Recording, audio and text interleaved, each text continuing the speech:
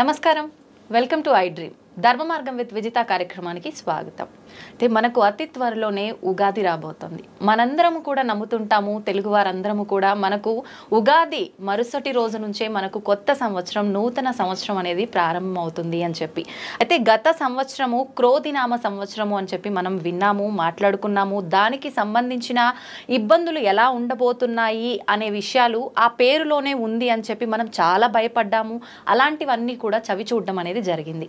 అయితే ఇప్పుడు రాబోతున్న ఉగాదికి మనకు రాబోతున్న తెలుగు నూతన సంవత్సరము శ్రీ విశ్వవసునామ సంవత్సరము. మరి ఈ సంవత్సరం ఎలా ఉండబోతోంది? మనం క్రోధి అని విన్నప్పుడు క్రోధి అనగానే కోపము అని చెప్పి పేరులో కొంతవరకు మనం అర్థం చేసుకోగలిగాము. అది వాస్తవమా అని అవాస్తవమా అని. కానీ విశ్వవసునామ సంవత్సరము అంటే మనకు అంత చిక్కని విధంగా అయితే ఉంది. అసలు ఏంటి విశ్వవసునామ సంవత్సరం ఎలా ఉండబోతోంది? మనకు గత సంవత్సరంతో పోలిస్తే ఈ సంవత్సరం ఎటువంటి ఇబ్బందులు ఉండబోతున్నాయి, ఎటువంటి మంచి ఫలితాలు ఉండబోతున్నాయి? మామూలుగా ఉగాది అనగానే పంచాంగ శ్రవణం, నిజంగా ఉగాది అనగానే షడ్రుచుల కలయిక, నవనాయకుల ఫలితాలు, ఇలాంటివన్నీ కూడా మన మైండ్లో కదలాడుతూనే ఉంటాయి, మెదలాడుతూనే ఉంటాయి. వీటన్నిటి గురించి క్లుప్తంగా తెలుసుకునేదాకా మనందరికీ కూడా అసలు నిద్రే పట్టదని చెప్పాలి. అయితే వీటన్నిటి గురించి తెలియజేయాలి అనంటే వాటన్నిటిపైన మంచి అవగాహన ఉన్న వ్యక్తి అయితే బాగుంటుంది అనిపించింది. అందుకే ఇప్పుడు నేను ఒక మంచి వ్యక్తిని మీ ముందుకు తీసుకురాబోతున్నాను ఈ విషయాల గురించి చర్చించడానికి. ప్రస్తుతం నాతో పాటు ఉన్నారు ప్రముఖ ఆధ్యాత్మికవేత్త, పంచాంగకర్త. ఆయన పంచాంగ శ్రవణము అనంటే మీ అందరికీ ఎంతో సుపరిచితం. ఆయన మీ అందరికీ ఎంతో సుపరిచితం. ఆయన గురించి నేను పెద్దగా చెప్పాల్సిన అవసరం లేదు. ఆయనే బ్రహ్మశ్రీ చిలకమర్తి ప్రభాకర చక్రవర్తి శర్మ గారు. ఇప్పుడు వారితో మాట్లాడి మరిన్ని విషయాలు తెలుసుకునే ప్రయత్నం చేద్దాం నూతన సంవత్సరానికి సంబంధించి. నమస్కారం అండి. నమస్కారం అండి. ఎలా ఉన్నారు? బాగున్నాను. ముందుగా మీకు శ్రీ విశ్వవసునామ సంవత్సర ఉగాది శుభాకాంక్షలు. మీకు అలాగే ఐ డ్రీమ్ ఛానల్ ప్రేక్షకులందరికీ కూడా శ్రీ విశ్వవసునామ సంవత్సర ఉగాది శుభాకాంక్షలు. ధన్యవాదాలండి. నా తరఫున, మా ప్రేక్షకులందరి తరఫున కూడా. అసలు ఎలా ఉండబోతోంది, ఏంటి, ఏ రంగంలో ఎలా ఉంటుంది అన్నీ మాట్లాడుకున్నాం. పంచాంగ శ్రవణం గురించి, షడ్రుచుల గురించి ఓవరాల్గా. కానీ ప్రతి ఒక్కరూ ఎదురు చూసేది వ్యక్తిగతంగా ఏ రాశి వారికి ఎలా ఉంది అని చెప్పి. ఖచ్చితంగా రాశులు చూసుకోవడం చాలా మందికి అలవాటు ఉంటుంది. నా రాశి ఏం చెప్పారో ఏంటో, ఈ సంవత్సరం నాకు ఎలా ఉండబోతుందో, ఈ ఒక ఆలోచన ప్రతి ఒక్కరిలో ఉంటుందండి. నిజంగా 12 రాశుల వాళ్ళకి ఎలా ఉండబోతుంది ఈ విశ్వవసునామ సంవత్సరంలో? ముఖ్యంగా ముందుగా మేషరాశి నుంచి ప్రారంభం చేద్దాం. మేషరాశి వారికి శ్రీ విశ్వవసునామ సంవత్సరం చిలకమర్తి పంచాంగరీత్యా దృక్ సిద్ధాంత పంచాంగణితం ఆధారంగా ఈ రకమైనటువంటి గ్రహస్థితి ఉంది. మేషరాశి వారికి ఈ సంవత్సరం తృతీయ స్థానంలో బృహస్పతి కొంత ప్రతికూలంగా ఉండడం, ఇక మేషరాశి వారికి వ్యయ స్థానంలో శని ప్రవేశించి ఏలినాటి శని ప్రారంభం అవడం, అలాగే మేషరాశి వారికి రాహు లాభస్థానంలో అనుకూలం, కేతువు పంచమ స్థానంలో అనుకూలంగా ఉండడం చేత మేషరాశి వారికి ఈ సంవత్సరం మధ్యస్థం నుండి చెడు ఫలితాలు ఉన్నాయి. అంత అనుకూలమైనటువంటి సమయం కాదు. మేషరాశి వారికి ఈ సంవత్సరం నుంచి ఏలినాటి శని ప్రారంభం అవుతుంది. ఈ ఏలినాటి శని ప్రభావం చేత మేషరాశి వారు అప్పు చెయ్యకూడదు, అప్పు ఇవ్వకూడదు. కొత్త ఇన్వెస్ట్మెంట్లు వంటివి, కొత్త కొత్త ప్రాజెక్టుల్లో మీరు ఏదైనా డబ్బు పెట్టడం ఇటువంటి వాటి విషయంలో చాలా జాగ్రత్తగా ఉండాలి. మేషరాశి వారు ఈ సంవత్సరం ఖర్చులు తగ్గించుకోవాలి. క్రెడిట్ కార్డులు వంటి విషయాల్లో కావచ్చు, ఖర్చుల విషయంలో, అప్పుల విషయాల్లో ఆచితూచి వ్యవహరించాలి. ఏ విషయంలో కూడా చాలా ఖర్చు విషయంలో నియంత్రణతో ఉండాలి. అలాగే వ్యాపారంలో కొత్త కొత్త విషయాల్లో, పెట్టుబడి విషయాల్లో, నిర్ణయాల విషయాల్లో జాగ్రత్త వహించండి. కోర్టు విషయాలు, గొడవలు వంటివి కొంచెం ఇబ్బంది పెట్టేటువంటి స్థితి కనపడుతుంది మేషరాశి వారికి. ఆరోగ్యపరంగా ఎలా? మేషరాశి ఉద్యోగస్తులకి, నిరుద్యోగులకి ఉద్యోగ ప్రయత్నాలు అంత అనుకూలంగా లేకపోవడం, ఉద్యోగస్తులకి ఉద్యోగంలో ఉద్యోగం ఉంటుందా లేదా అన్నటువంటి భయాందోళన కొంచెం అధికంగా ఉండడం. ఆరోగ్యపరంగా చూసుకున్నట్లయితే ఎవరైతే కొంచెం పెద్ద వయసు వాళ్ళు ఉన్నారో వారికి ఆరోగ్య సమస్యలు కొంచెం ఇబ్బంది పెడతాయి. అయితే ఏలినాటి శని ప్రభావం ఉండడం చేత ఆరోగ్యంలో కూడా శ్రద్ధ వహించాలి.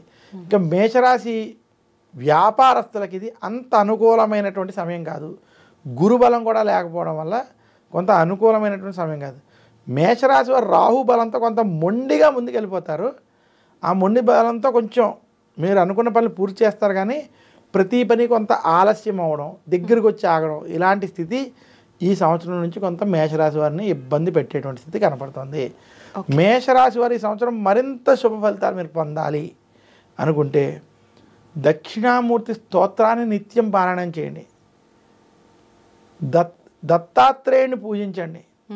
అలాగే మేషరాశి వారు దశరథ ప్రోక్త శని స్తోత్రం ఓం నమః కృష్ణాయ నీలాయ శికంఠ నిభాయ చ నమః కాలాగ్ని రూపాయ కృతాంతాయ చ వైనమైనటువంటి దశరథ ప్రోక్త శని స్తోత్రాన్ని పఠించుకోవడం, మందపల్లి వంటి క్షేత్రాలను దర్శించుకోవడం చేత మరింత శుభ ఫలితాలు పొందగలరు. ఓకే, అంటే మేషరాశి వాళ్ళకు కొంచెం మధ్యస్థంగానే ఉండబోతోంది కాబట్టి మీరు మధ్యస్థ నుండి చెప్పినట్టుగా కొంచెం ప్రతికూలంగానే ఉండబోతుంది ఉండబోతోంది కాబట్టి మీరు చెప్పిన లాస్ట్లో ఈ పరిహారం పాటిస్తే గనక కొంతలో కొంత ఉపశమనం కలిగే అవకాశం ఉంటుంది. ఆఖరణ అసలు ద్వాదశ రాశుల్లో ప్రత్యేకించి కొన్ని రాశులు బాగున్నాయి, కొన్ని రాశుల పైన ఈ ప్రభావం ఉంది అని చెప్పుకోవాలనంటే ఎటువంటి రాశులు? మనకి శ్రీ విశ్వావసునామ సంవత్సరంలో ఈ 12 రాశుల్లో అద్భుతంగా ఉన్నటువంటి ఏమైనా రాశులు అంటే ఈ సంవత్సరం వృషభ రాశి, తులారాశి, కన్యా రాశి, 3 రాశులకి ఈ సంవత్సరం అద్భుతంగా ఉంది, కలిసి వస్తుంది. ఓకే, మధ్యస్థంగాను కొంచెం కలిసి వచ్చేటువంటి రాశుల్లో కూడా మనం చూసుకున్నట్లయితే ఈ సంవత్సరం మనకి మిథున రాశి, వృశ్చిక రాశి, ధను రాశి మరియు మీన రాశి 4 రాశులు కూడా మధ్యస్థం నుండి అనుకూల ఫలితాలు ఉన్నాయి. ఓకే, మిగిలిన రాశులకి కొంచెం చెడు ఫలితాలు, జాగ్రత్తలు తీసుకోవాల్సినటువంటి ఫలితాలు ఉన్నాయి. ముఖ్యంగా మేషరాశి వారు, అలాగే మనకి కర్కాటక సింహరాశి వారు జాగ్రత్తలు కొంచెం ఎక్కువ తీసుకోవాలి. మకర రాశి వారు కూడా కొంచెం మధ్యస్థంగా ఉంది, వారు కూడా జాగ్రత్తలు తీసుకోవడం వల్ల ఓకే కలిసి వస్తుందని సూచిస్తున్నాను. సంతోషం అండి. అయితే ఒక చిన్న సందేహం, మామూలుగా రాశి ఫలాలు విన్నప్పుడు చాలామంది స్టార్టింగ్లో మనం మాట్లాడుకున్నట్టుగా కూడా పేరును బట్టి చూసుకునే వాళ్ళే ఎక్కువగా ఉంటారు. అయితే పేరును బట్టి చూసుకున్న వాళ్ళకి ఇది 100% మాత్రం వర్తించదు, అది వాళ్ళ వ్యక్తిగతాన్ని బట్టి ఉంటుందంటారు కదా, దీన్ని ఎవరు ఎంతవరకు తీసుకోవచ్చు అంటారు? చూడండి, ముఖ్యంగా ప్రతి వ్యక్తికి తన జాతక చక్రం చాలా ముఖ్యమైనది. అంటే జాతక చక్రం అంటే అతను పుట్టిన డేట్ ఆఫ్ బర్త్, టైము, ఈ రెండిటితో ఏ నక్షత్రం ఏ రాశి వచ్చిందో అది చాలా ముఖ్యం.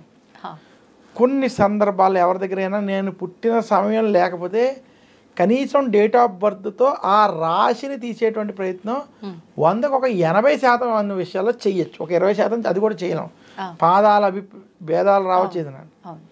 అందువల్ల మీ డేట్ ఆఫ్ బర్త్ టైం, కనీసం డేట్ ఆఫ్ బర్త్తో ఏ నక్షత్రం ఉన్నదో, ఏ రాశి ఉన్నదో అలా రాశి వాళ్ళు మాత్రమే ఈ రాశి ఫలితాలు వర్తిస్తాయి. ఓకే, ఆ డేట్ ఆఫ్ బర్త్ టైం ప్రకారం మీరు పేరు పెట్టుకుంటే, మీ పెద్దల పేరు పెట్టగలిగితే ఆ పేరు ప్రకారం ఉన్నటువంటిది అప్పుడు వర్తిస్తుంది. కానీ అలా ఈ రోజుల్లో 100% మందికి లేదు.